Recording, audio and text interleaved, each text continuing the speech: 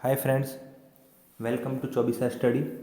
आइए एक और टॉपिक हम देखते हैं यूपीएससी में हमारे संस्कृत साहित्य के मेंस के सिलेबस के अनुसार, जिसमें षड दर्शन की बात है और उसमें एक जैन दर्शन का टॉपिक भी है। आने वाले 15-20 मिनटों में जैन दर्शन की जो जो भी इम्पोर्टेंट बातें हैं वो मैं आपके सामने रख देता हूँ, ताकि आप उसके आधार पर अपने नोट्स बना सकते हैं। नोट्स हमने भी कई सारे छात्रों को, हमारे फ्रेंड्स को अवेलेबल करवाएं जो यूपीएससी की तैयारी कर रहे हैं, और सरलता से आप इसका पठन पाठन कर अपने पेपर को क्रैक कर सकते हैं। इम्पोर्टेंट चीज़ें क्या है, लगभग जो बड़े बड़े दर्शन हैं उनकी 5-7 इम्पोर्टेंट बातें आपको ध्यान रखनी है। आपके अपने पर्सनल नोट्स होने चाहिए, हम भी अवेलेबल करवा सकते हैं, लेकिन आप अपने पर्सनल नोट्स बना के उनका रिवाइज करते रहिए। क्या क्या टॉपिक्स पर आपको विशेष फोकस करना है, क्योंकि हो सकता है किसी विशेष टॉपिक की बात भी आ जाए किसी एक दर्शन के अंदर से। तो सबसे पहले हम जैन दर्शन को देखते हैं। आपको पता होगा जीन शब्द बहुत चिर प्रचलित है, जो विजयी होता है। तो जीनः एव जैनः अथवा जितेंद्रिय को ही हम जैन कहते हैं, जीन कहते हैं, और वह जीन के आधार पर ही जो दर्शन बना है उसे जैन दर्शन बोलते हैं। तो नाम जितेंद्रिय द्रियः एव जैनः अथवा जीनात् प्राप्तः एव जैनः, ऐसा रूप बन जाएगा। व्युत्पत्ति इसकी ऐसी हो जाएगी, जो विजयी है, जिसने अपने इंद्रिय को निग्रह करके अथवा इंद्रियों पर विजय प्राप्त कर लिए, इंद्रियां विषय की ओर आसक्त नहीं होती है, ऐसा व्यक्ति जीन कहलाएगा। जैन धर्म के अनुयायी अपने परम पुरुष को जीन भी कहते हैं, अरहत भी कहते हैं, और कुछ हद तक तीर्थंकर जो उससे थोड़ा नीचे रूप का रूप है, जैसे देव, और देवों का जो ऊपर तुरीयता है, महान चैतन्यता है, वो जीन है। जीन से नीचे जो सामान्य प्रकार के देव हैं उन्हें तीर्थंकर शब्द से जैन धर्म में पुकारा जाता है। अब हम आगे देखते हैं कि क्या क्या। सबसे पहली बात इंपॉर्टेंट है कि जैन दर्शन भी नास्तिक है। इसका मतलब यह वेद विरोधी है, वेदों की सत्ता को यह मानता नहीं है। विरोधी कहना ठीक नहीं होगा, लेकिन यह वेदों की सत्ता को स्वीकार नहीं करता है। तो जो क्या कारण है उसको हम आगे देखते हैं, लेकिन आपको जीन शब्द का अर्थ पता हो जाना चाहिए कि जो काम क्रोध आदि को जीत लेता है, अपनी इंद्रियों पर विजय प्राप्त कर लेता है, उसे जैन कहते हैं। तो सबसे पहले यह नास्तिक दर्शन है। इसका मतलब यह वेदों की सत्ता को स्वीकार नहीं करता है। इसका प्रवर्तक कौन है? देखिए, यद्यपि इसके प्रवर्तक के बारे में कोई स्पष्ट जानकारी नहीं मिलती है, लेकिन तीर्थंकरों ने ही इस जैन दर्शन के ज्ञान का प्रचार प्रसार किया है, और खासकर भगवान महावीर का ही नाम यहाँ आता है कि महावीर ने ही इस जैन दर्शन का प्रतिपादन किया। लेकिन मूल ग्रंथों को जब देखा जाता है तो ऐसी बात सामने आती है कि कोई इसका मूल प्रवर्तक नहीं है। सभी तीर्थंकरों ने, जो 24 तीर्थंकर हुए, सभी ने अपना अपना योगदान दिया, ये भी देखा जा सकता है। इसका समय यदि आप जानते होंगे 5वीं-6वीं शताब्दी इसके समय की मिलती है। किन किन शासकों ने इसको सपोर्ट किया आप जानते हैं कि चंद्रगुप्त मौर्य की खास करके जो बात है, श्रवण बेलगोला वाली घटनाएं आप जानते हैं। बिंदुसार की बात भी मिलती है, अशोक के पुत्र संप्रति की बात भी मिलती है। तो इन लोगों ने, इन राजाओं ने, इन राजवंशों ने, खास करके मौर्य राजवंश का इस ओर विशेष झुकाव था, जैन दर्शन की ओर। आगे जाकर के बौद्ध दर्शन की प्रवृत्ति ज़्यादा बढ़ गई, और भारत के मध्य और दक्षिण प्रांत में इसका खास करके उल्लेख मिलता है। हाँ, जब हिंद, भारत के लिए हिंद चीन शब्द का प्रयोग आता है, तो वहाँ भी इंडिया, चाइना, इंडोनेशिया, मलेशिया, खास करके दक्षिण पूर्व एशिया में हिंदू, बौद्ध और जैन दर्शन का प्रवृत्ति विशेष प्रकार से पाई जाती है। जैन दर्शन की जो भाषा है वो प्राकृत भाषा है, और ऋग्वेद में भी इसका उल्लेख जैन धर्म के प्रथम तीर्थंकर का मिलता है। इसका मतलब ऋग्वेद के आसपास भी इसकी संसृष्टि देखी जा सकती है। अरिष्ट नेमि शब्द, स्वस्ति नः अरिष्ट नेमि, ऐसा उल्लेख भी मिलता है। तो वहाँ भी ये प्रवृत्ति पाई जाती है कि जैन दर्शन ऋग्वेदिक काल के आसपास का है अथवा उससे पहले का है, ऐसा एक उल्लेख प्राप्त होता है। स्वस्ति नस्तारक्षो अरिष्ट नेमि। एक और आगे चलते हैं कि जैन साहित्य को हम आगम साहित्य कहते हैं। अभी जो बातें बता रहा हूँ ये इंपॉर्टेंट टॉपिक है, छोटे छोटे पॉइंट्स हैं कि इन्हें हमें ध्यान रखना है कि जैन साहित्य के जो साहित्य मिलता है, जैन दर्शन का जो साहित्य मिलता है, उसे हम आगम साहित्य कहते हैं। और कुछ आगम साहित्य के बाह्य का भी है, जो आगम नहीं है उसे अंग बाह्यागम भी कहते हैं, उपांग भी कहते हैं। आगम साहित्य में आपको पता होगा, आगम साहित्य को फिर हम अंगों में बांट सकते हैं और कुछ अंग बाह्य साहित्य होता है, जैसे आचारांग सूत्र, सूत्र कृतांगम, भगवती सूत्रम, अंत कृदशा, विपाक सूत्रम आदि सब आगम साहित्य हैं। कुछ उपांग साहित्य भी हैं, इतना डीप में जाने की हमें जरूरत नहीं है, लेकिन जैन दर्शन के साहित्य को हम आगम साहित्य कहते हैं, ये आपको पता होना चाहिए। अब हम एक एक करके इसके टॉपिक्स की बात करते हैं। सबसे पहले आपको पता होगा कि कोई भी दर्शन, आप जितने भी दर्शन है सभी दर्शन को ले लीजिए, सभी दर्शन इस ब्रह्मांड की उत्पत्ति के पीछे कुछ न कुछ तत्वों को कारण मानते हैं। तो सबसे पहले तत्वों को पता किया जाए कि कौन कौन से तत्व जैन दर्शन माना जाए। आपको पता होगा कोई दर्शन 24 तत्व मानता है, कोई 25 मानता है, न्याय 16 मानता है, आदि आदि। लेकिन तत्व एक मूल अवस्था है और उस तत्व को जानने के लिए कई सारी चीजें, कई सारे ज्ञान विज्ञान तर्क वितर्क किए जाते हैं जो उस दर्शन की मूल विशेषता होती है। सबसे पहले हम देखते हैं जैन दर्शन 7 तत्वों को मानता है। सबसे पहला हम टॉपिक देख रहे हैं तत्व ज्ञानम। ऑलरेडी मैंने आगे वाली स्लाइड में लिखा हुआ है। सबसे पहले हम देख लेते हैं तत्व ज्ञानम।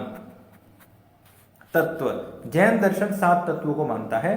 जीव, अजीव, आर्जव, बंध, संवर, निर्जरा और मोक्ष। यानी जैन दर्शन इन 7 तत्वों के इर्द गिर्द घूमने वाला है और तत्वों के ज्ञान के लिए ही तर्क और वितर्क प्रमाण आदि को देखा जा सकता है। ये सब बातें मैंने लिखी हुई है अथवा ये सब प्रिंटेड है, बुक्स का हमने स्क्रीनशॉट भी लिया हुआ है। अब देख लीजिए जैन दर्शन के ग्रंथ क्या क्या हैं। हम आगे बढ़ते हैं, इसमें नहीं जाएंगे, हम सीधे हम हमारे टॉपिक पर जा रहे हैं जी कि जैन दर्शन का विषय वस्तु। पहला विषय वस्तु हम देखते हैं कि जैन दर्शन की जो 7 तत्व माने जाते हैं। सबसे पहली बात जो मैंने यहाँ लिखी हुई देखिए आप, सप्तभिः तत्वैः भवति। 7 तत्व, जीव, अजीव, आसव, बंध, संवर, निर्जरा और मोक्ष। तो ये 7 तत्वों की ज्ञान में जैन दर्शन अपना तर्क देता है, अपने तर्क देता है और ये कहता है कि जीव और अजीव जो है वो द्रव्य हैं, ऐसा ये कहता है। और जीव आत्मा चैतन्यम वा भवति, जीव जो है वो चैतन्य युक्त होता है, ऐसा ये कह रहा है। इसका मतलब कि मुक्त होता है, चैतन्य युक्त होता हुआ यह जीव द्रव्यता को प्राप्त करता हुआ ज्ञान को प्राप्त करता है। लिखा हुआ है जीव आत्मा चैतन्यम वा भवति। इसमें 5 प्रकार के भाव होते हैं, इतना डीप में हमें जाने की जरूरत नहीं है। जीव 2 प्रकार का होता है, बद्ध नाम संसारी, मुक्त नाम संसारात मुक्तः इति मुक्तः। तो ये तत्व की बात हुई। ये तत्व ये प्रकार के होते हैं। और द्रव्य कौन होता है, बोले उत्पत्ति क्षय नित्य अनित्य धर्मकम द्रव्यम, जिसकी उत्पत्ति हो जीव और अजीव की, लेकिन फिर भी जीव और अजीव दोनों द्रव्य हैं। द्रव्य का लक्षण है जिसकी उत्पत्ति हो, जिसका क्षय हो, जो नित्य हो अनित्य हो। यहाँ जीव जो द्रव्य है वो नित्य है, ये ध्यान रखिएगा। अजीव जो है वह अनित्य है, ऐसा ये कहना चाह रहा है। और जीव कौन है, जीव नाम आत्मा चेतनम वा भवति। एक बात मैं क्लियर कर दूं, आप समझ लीजिए कि जैन धर्म जो है वो अनात्मवादी है, आत्मा को मानता नहीं है। लेकिन खास करके ध्यान रखना, जैन धर्म आत्मा को मानता नहीं है, एक बात। लेकिन यह शरीर जब तत्वों से मिलकर के, तत्वों के संयोग से एक चैतन्य को प्राप्त करता है, तो उसको सामान्य सी भाषा में तो हम आत्मा कहते हैं। यह चैतन्य कौन है, बोले आत्मा है। लेकिन जैन दर्शन कहता है यह चैतन्य कौन है, जीव है। शरीर अलग है और यह जीव अलग है। जीव के संयोग से यह जैन दर्शन कहता है कि शरीर में चैतन्यता आती है, यानी मूलतः जीव ही चैतन्यता को धारण करता है। इसीलिए यह कहता है आत्मा नाम का कोई द्रव्य नहीं है। क्यों, आगे हम देखते हैं कि यह कहता है कि वह जीव जो है उसका नाश नहीं होता, नाश होता है शरीर का। फिर मैं बता दूं, आत्मा को मानता नहीं है क्योंकि आत्मा का ज्ञान नहीं होता है, आगे हम देखने वाले हैं। तो इन तत्वों के ज्ञान में जिस प्रमाण की बात होती है उस प्रमाण को भी देखते हैं। फिर मैं आपको याद दिला दूं, जीव जो होता है वो चैतन्य युक्त होता है, वह शरीर से मिलकर के कुछ गतियां करता है। तो यह जीव की बात हो गई। आत्मा के बारे में यह कहता है कि चेतना लक्षणों जीव, और वह जीवात्मा होती है वो चैतन्य से युक्त होता है। तो यह जीव जो है इसका नाश नहीं होता है। इसका मतलब आपको सिंपल सी भाषा में समझाऊं तो ये समझिए कि आत्मा के लिए जैन दर्शन में जीव शब्द का प्रयोग होता है। नाश शरीर का होता है, आत्मा का नहीं। यहाँ आत्मा के लिए जीव शब्द का प्रयोग हुआ है, चेतना। और वो जीव कैसा है? चैतन्य युक्त है। बस इतना ही समझिए, डीप में जाने की जरूरत नहीं है। आगे देखते हैं। अब इन तत्वों के दर्शन के लिए, तत्वों के ज्ञान के लिए सबसे पहले क्या प्रमाण है, कितने प्रमाण हैं? तो जैन धर्म 3 प्रमाणों को ही मानता है: प्रत्यक्ष, अनुमान और शब्द। यह उपमान प्रमाण को मानता नहीं है, क्योंकि उपमान के बारे में कहता है कि उपमान जो होता है वो अनुमान आधारित होता है, तो अनुमान के अतिरिक्त उपमान को मानने की कोई जरूरत नहीं है। प्रत्यक्ष इंद्रिय स्वस्य इंद्रियैः जनितं ज्ञानं प्रत्यक्षम्। अनुमान नाम अनुभवेन तर्केन च प्राप्तं शुद्ध ज्ञानम अनुमान। जो तर्क से और अनुभव से जो ज्ञान आता है उसे अनुमान कहते हैं। आप्तवाक्यम शब्दम, जो तीर्थंकरों के जो शब्द हैं, तीर्थंकरों का जो वचन है, उसके आधार पर शब्द प्रमाण की सिद्धि इन्होंने मानी है। उपमान को इन्होंने नहीं माना है। अब एक छोटी सी बात बताऊं कि जैन धर्म अनात्मवादी है। क्यों? आत्मा को नहीं मानता है। क्यों? क्योंकि आत्मा का प्रत्यक्ष नहीं होता है, ऐसा जैन धर्म का कारण है। लेकिन फिर जैन धर्म के बारे में कॉम्प्लिकेशन यही है कि यह आत्मा के लिए जीव शब्द का प्रयोग करता है और जीव को कहता है कि यह चैतन्य युक्त है। तो ये थोड़ा कॉन्फ्लिक्ट है, थोड़ा दुविधा युक्त यह बात है कि एक तरफ तो इनका कहना कि आत्मा नहीं है, दूसरी तरफ कहना कि चैतन्य जो है वो ही जीव है, चेतना लक्षण वो जीव है। तो कहीं न कहीं सामान्य सी बातों में, एक जनरल वे में उसी को हम आत्मा कहते हैं। खैर, ध्यान रखा जाए कि जैन धर्म अनात्मवादी, आत्मा को मानता नहीं है। शरीर की गति का कारण जीव रूपी चैतन्यता को मानता है, जो कि आत्मा नहीं है, क्योंकि आत्मा का प्रत्यक्ष से ज्ञान होता नहीं है ऐसा। और आत्मा एक भी नहीं होती। जैन धर्म का एक वक्तव्य है कि आत्मा के जो प्रति शरीर में भिन्न भिन्न होती, आत्मा एक हो नहीं सकती क्योंकि उसका परिणाम भी भिन्न है, ऐसा जैन धर्म का कहना है। तो कई सारी बातें हैं। खैर, और जो आत्मा शुद्धता को पाती है, सिद्धता को पाती है, उसी आत्मा को तीर्थंकर कहते हैं। लेकिन परम विकल्प रहित ज्ञान जिसको होता है, निर्विकल्प ज्ञान जिसको होता है, उसे ही जीन कहते हैं, जो परम ध्यानी अवस्था में है। तीर्थंकरों की भी अगली अवस्था जीन है, ऐसा जैन धर्म का कहना है। तो 3 प्रमाणों को माना इन्होंने, जैन धर्म ने। और जैन धर्म ने 7 तत्व माने। ये प्रारंभिक बात मैंने आपको बता दी। आगे हम बढ़ते हैं। जैन धर्म आत्मा को नहीं मानता, ये भी मैंने आपको बता दिया। अब जैन धर्म कुछ विशेष बातें कहता है, उसको हम देख लेते हैं कि किन किन विशेष बातों को कहता है, उसको हम देखते हैं। चलिए, सबसे पहले हम देखते हैं। जैन धर्म कहता है कि यह शरीर जो है, यह वस्तु जो है, ये अनंत धर्म की है। बोले, एक जैन धर्म का एक सिद्धांत है अनेकांतवाद, उसी का दूसरा रूप है स्यादवाद, उसी का तीसरा रूप, उसके और ऊपर हम जाएं तो अनंत चतुष्टय की बात करते हैं। देखिए, मैं आपको सरल सी भाषा में समझा देता हूं क्या होता है। देखिए, जैसे ये कोई वस्तु है, ठीक है, लेकिन वस्तु भी निरंतर समय पर समय बदलती रहती है। कभी मिट्टी है, मिट्टी के बाद घड़ा बना, घड़े के बाद वापस मिट्टी आ रही है। ये 3 चीजों के आधार पर जैन धर्म कहता है अनेकांत है, किसी वस्तु का अंत अनेक रूपों में होता है। यह जैन धर्म का अनेकांतवाद है। हम वस्तु के रूप में जैन धर्म कहता है, अभी मैं अनेकांतवाद की बात कर रहा हूँ। बोले, वस्तु क्या होती है?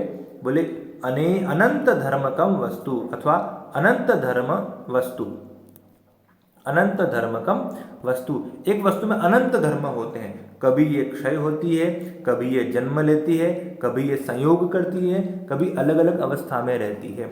इसी चीज को हम स्यादवाद भी कहते हैं। देखिए, पुनः समझा दूं, अनंत धर्मकम वस्तु, एक वस्तु का विविध विविध स्थानों पर विविध विविध रूपों में रहना अनेकांत कहलाता है। आत्मा के रूप में भी इस बात को देखा जा सकता है। और सब स्यादवाद इसी को बताता है। आगे हम देखते हैं, अनेके अंताः अनेकांतः, एकस्य वस्तुनः अनेके धर्माः एव अनेकांतवादः। जैसे कोई परम सत्य वस्तु है, ये जैसे हम आत्मा माने, तो कभी ये आत्मा पुरुष में है, कभी ये आत्मा पशु में है, कभी ये आत्मा वृक्ष में है तो अनंत धर्म हुए या नहीं हुए इस आत्मा के, कई सारे धर्म हुए, क्योंकि एक वस्तु जो होती है वो अनंत धर्म कम वस्तु होती है। अनंत धर्म कम वस्तु, एक वस्तु के कई सारे धर्म हो सकते हैं, कई सारे उसके रूप हो सकते हैं, स्वरूप उस आत्मा का एक ही होता है। और भारतीय मनीषा भी कहती है कि एकम सत विप्राहा बहुधा वदंती, कि एक वस्तु को विविध विविध रूपों में देखा जा सकता है। इसी चीज को हम स्यादवाद, इसी अनेकांतवाद को ही दूसरे शब्दों में स्यादवाद कहते हैं। क्या कहते हैं, देखिए, जैसे जैसे ये वस्तु है, अभी है, ये एक इसकी स्थिति हुई, ये नहीं है, इसने दूसरा रूप धारण किया, दूसरी स्थिति हुई। ऐसे स्यादवाद में किसी एक वस्तु का होना किसी एक निश्चित समय में कस्यापि वस्तुनः सत्ता निश्चिता न भवति, वो वस्तु, किसी वस्तु की सत्ता निश्चित नहीं है, हाँ वह वस्तु होती जरूर है विविध रूप में, इसीलिए उस वस्तु का निरंतर होना ही स्यादवाद कहलाता है। जैसे तद वस्तु भवितुम अर्हति नार्हति स्याद नाम सत्ता, किसी वस्तु की सत्ता का निर्धारण ही स्यादवाद है। जैसे स्यादवाद को हम 7 प्रकार से, 7 प्रकार के ज्ञान से देख सकते हैं, इसीलिए स्यादवाद को सप्तभंगिनय सिद्धांत भी कहते हैं।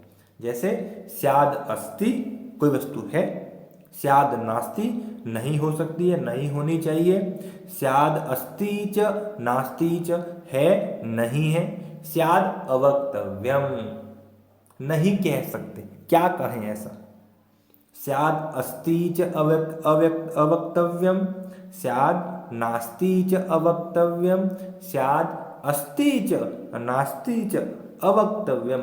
इस प्रकार 7 प्रकार से किसी वस्तु की सत्ता का निर्धारण हो सकता है। तो ये 7 प्रकार से किसी वस्तु की सत्ता का निर्धारण सप्तभंगिनय अथवा स्यादवाद कहलाता है। यही सिद्धांत दूसरे रूप में समझिए अनेकांतवाद है, इसके अलावा और कुछ भी नहीं है। तो फिर मैं आपको एक बार स्मरण करा दूं, अनेकांतवाद होता है किसी वस्तु में अनंत धर्म का रहना, किसी वस्तु में अनेक अंतों का रहना, किसी वस्तु के अनेक धर्मों का होना। स्यादवाद होता है किसी वस्तु के धर्मों की सत्ता का निर्धारण करना स्यादवाद है। वह 7 प्रकार से हो सकता है, धर्म हो सकता है स्याद अस्ति, स्याद नास्ति, स्याद अस्ति च नास्ति च, स्याद अवक्तव्यम, स्याद अस्ति च अवक्तव्यम, है लेकिन कहा नहीं जा सकता, नहीं है लेकिन कहा नहीं जा सकता, है भी नहीं भी है कहा नहीं जा सकता। तो यह स्यादवाद है, किसी वस्तु की सत्ता स्यादवाद से बोधित होती है। इसके लिए मैं अलग पूरा एक वीडियो भी बनाने वाला हूँ, अभी तो मैं केवल आपको रिमेंबर करवा दूँ क्या क्या चीज़ें ध्यान रखनी है। तो ये स्यादवाद और अनेकांतवाद है, वो लगभग आप भौतिकवाद में देख सकते हैं, भौतिक वस्तु में देख सकते हैं। यद्यपि हम स्यादवाद को आत्मा से भी देख सकते हैं, लेकिन लगभग हम स्यादवाद और अनेकांतवाद को भौतिक वस्तुओं के लिए ही देखते हैं। आत्मा के लिए हम कहते हैं अनंत चतुष्टय, जो जैन दर्शन का एक और इम्पोर्टेंट टॉपिक है।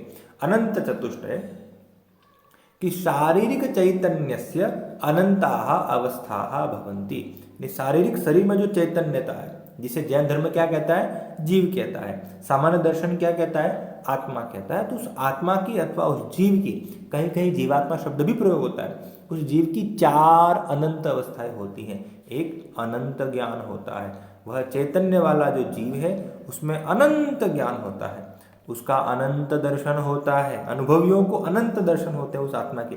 कभी वो पुरुष में है, कभी वो पशु में है, कभी वो वृक्ष में है, कभी वो जल में है, आदि आदि।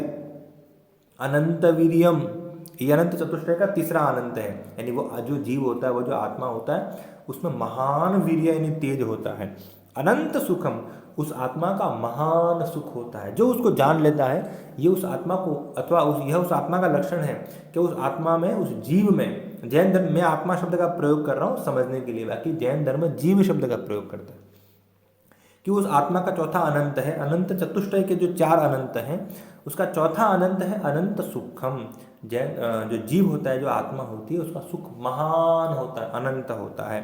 तो आत्मा की अनेकांतवाद की जब हम बात करें, तो आत्मा के अनेकांतवाद को, आत्मा की सत्ता के अनेकांतवाद को अनंत चतुष्टय कहते हैं। वो अनंत चतुष्टय क्या है? पहला है अनंत ज्ञानम, दूसरा है अनंत दर्शनम, तीसरा है अनंत वीर्यम और चौथा है अनंत सुखम। तो जैन धर्म का ये एक टॉपिक हुआ। अभी हम देखने वाले हैं जैन धर्म दो प्रकार के व्रतों की बात करता है, एक महाव्रत और एक अणुव्रत। महाव्रत जो होते हैं वो महाव्रत जैन मुनियों के द्वारा, परिव्राजकों के द्वारा, भिक्षुओं के द्वारा पाले जाते हैं। जैन धर्म में उन्हें महाव्रत कहते हैं, जो कुछ तितिक्षा के रूप में होते हैं, महान कठिनाई के रूप में होते हैं। लेकिन गृहस्थ जिन व्रतों को पालते हैं उन्हें हम अणुव्रत कहते हैं, जिसे सामान्य उपासक, सामान्य मानव, सामान्य गृहस्थ व्यक्ति पालते हैं। वे 5 अणुव्रत होते हैं, आप जानते ही हैं। सत्य, अहिंसा, अस्तेय, अपरिग्रह, ब्रह्मचर्य। इसकी स्पेशल चर्चा हम क्लास में करते हैं, ऑलरेडी हमने पुस्तकों में दे रखा है, नोट्स में दे रखा है। सत्य, अहिंसा, अस्तेय, अपरिग्रह, ब्रह्मचर्य, ये 5 जो अणुव्रत हैं ये गृहस्थियों के द्वारा पाले जाने चाहिए। इन्हें ही हम पंच निग्रह भी कहते हैं। इन पांचों को ही 5 नियम पंच निग्रह कहते हैं, जो जैन धर्म के मतानुसार सभी मानवों को पालने चाहिए, ऐसा जैन धर्म कहता है। और जैन धर्म के एक सिद्धांत के अनुसार जैन धर्म अनीश्वरवादी है, लेकिन इसमें स्पष्टता यह है कि जैन धर्म ईश्वर को नहीं मानता है, ऐसी बात नहीं। जैन धर्म ईश्वर को सृष्टि के कर्ता के रूप में नहीं मानता है। क्यों? क्योंकि ईश्वर का प्रत्यक्ष नहीं होता। क्यों? क्योंकि ईश्वर को अनुमान से नहीं जाना जा सकता। ईश्वर के होने में एकमात्र प्रमाण शब्द ही है। इसीलिए जिस ईश्वर को हम मानते हैं उसका प्रत्यक्ष न होना, जिसे देखा न जाए, तो वह देखने वाले मानव कैसे बना सकता है, ऐसा जैन धर्म का कहना है। इसीलिए ईश्वरस्य सत्ता निस्संदिग्धतया न संभवती। हाँ, शब्द प्रमाण के आधार पर कहता है जैन धर्म कि ईश्वर है जरूर, लेकिन सृष्टि का कर्ता नहीं है, क्योंकि वह दिखता नहीं है, उसके स्वयं के अवयव नहीं है। तो अवयव नहीं है तो वह अवयव वाले पुरुषों को अथवा स्त्रियों को, जगत को कैसे पैदा कर सकता है? इसलिए जैसे, और ईश्वर एक नहीं हो सकता, क्योंकि कई घड़ों को बनाने के लिए कई प्रकार के कारीगरों की, शिल्पियों की आवश्यकता होती है। तो एक ही शिल्पी सभी प्रकार के काम नहीं कर सकता है। इसीलिए यह ईश्वर का मानव सृष्टि में कारण होना बिल्कुल सही नहीं है। ईश्वर है जरूर, कोई तुरीय अवस्था में है, परम चैतन्य कोई है जरूर, लेकिन वह सृष्टि का कर्ता नहीं है, ऐसा जैन धर्म का कहना है। जैन धर्म के 2 भेद मिलते हैं, आप और मैं जानते ही हैं, श्वेतांबर और दिगंबर। ऑलरेडी मैंने आगे वाली स्लाइड में लिखा हुआ। कुछ और जैन धर्म के भेद भी मिलते हैं, लिखा हुआ, मूर्ति पूजक, स्थानकवासी, तेरापंथी। श्वेतांबर के जो भेद हैं वो देखे जाते हैं। महावीर आदि दिगंबर है। श्वेतांबर जो श्वेत कपड़ों को धारण करते हैं, दिशाई ही जिनका अंबर है, जिनके वस्त्र हैं, वो दिगंबर होते हैं, जो कठिन तितिक्षा करते हैं। श्वेतांबर सरल तपश्चर्या करते हैं। ये सामान्य सी बातें जैन मतों में हो गई। लेकिन 1-2 टॉपिक और बचे हैं जैन धर्म में, कि एक कहता है जैन धर्म कि त्रिरत्न होते हैं जैन धर्म, जो मोक्ष को प्राप्त करवाते हैं। जैन धर्म मोक्ष के लिए कैवल्य शब्द का प्रयोग करता है, जो कि मानव जीवन का मूल लक्ष्य है। जैन धर्म कहता है 3 प्रकार के रत्न होते हैं जिनके द्वारा मोक्ष का मार्ग खुलता है। एक सम्यक श्रद्धा, एक सम्यक ज्ञान और एक सम्यक आचरण। ये कहता है कि जो सम्यक ज्ञान होता है, यथार्थ ज्ञान होता है, वही सम्यक दर्शन है। उसके बारे में चिंतन करना ही सम्यक दर्शन है।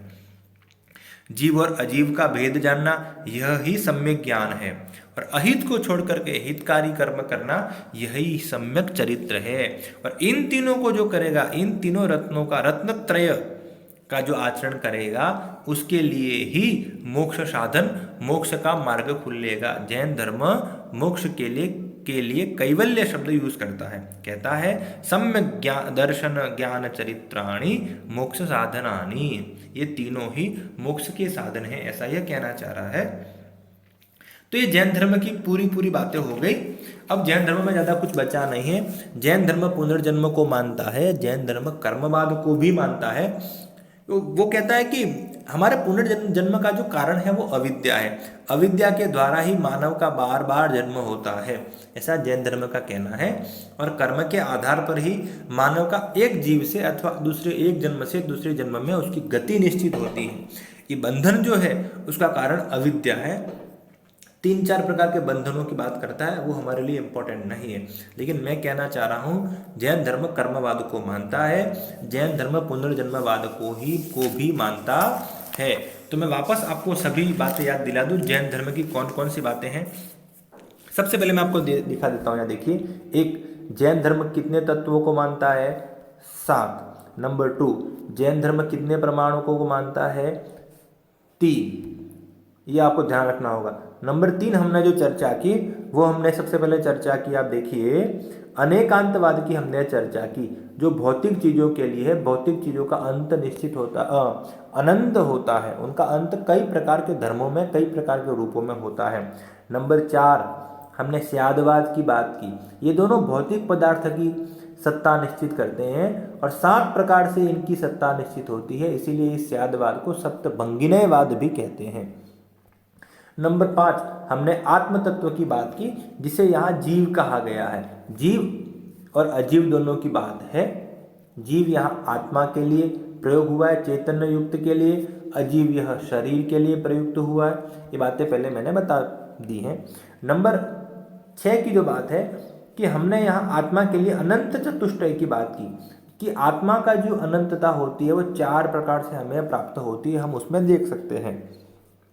नंबर 7 जैन धर्म अनात्मवादी है, आत्मा को नहीं मानता है। नंबर 8 जैन धर्म अनीश्वरवादी है, ईश्वर को नहीं मानता है, लेकिन ईश्वर की सत्ता को मानता है, सृष्टि के कर्ता के रूप में ईश्वर को नहीं मानता है। नंबर 9 जैन धर्म नास्तिक है, इसका मतलब जैन धर्म वेद की सत्ता नहीं मानता है। नंबर 10 जैन धर्म रत्नत्रय को मानता है, 3 रत्नों को मानता है, सम्यक दर्शन, सम्यक ज्ञान, सम्यक आचरण। नंबर 11 जैन धर्म पंच निग्रह कह दो अथवा पंचव्रत कह दो, इन दोनों चीज़ों को मानता है। नंबर 12 जैन धर्म जो है वो पुनर्जन्म को मानता है। नंबर 13 जैन धर्म कर्मवाद को मानता है। जैन धर्म, नंबर 14 एक इंपॉर्टेंट बात रह गई कि जैन धर्म वर्णों को भी मानता है। जैन धर्म कहता है वर्ण यानी जाति व्यवस्था पाप है, वर्ण व्यवस्था पाप नहीं है। तो जैन धर्म वर्ण निंदक नहीं है, वर्ण संगी है जैन धर्म। तो ये मूल 14 इंपॉर्टेंट बातें मैंने आपको बता दी जैन धर्म के बारे में। आप इन सभी चीज़ों को ध्यान रखिए, देखिए जो मैंने आपको बताया। इस वीडियो को आप 2-3 बार देखिए, जो आपको समझ में नहीं आया उस बारे में आप मुझे वापस बता दीजिए, उसका सामान्य सा वीडियो अथवा PDF में वापस डाल दूंगा। देखते रहिए 24 स्टडी। थैंक यू, फिर मिलते हैं।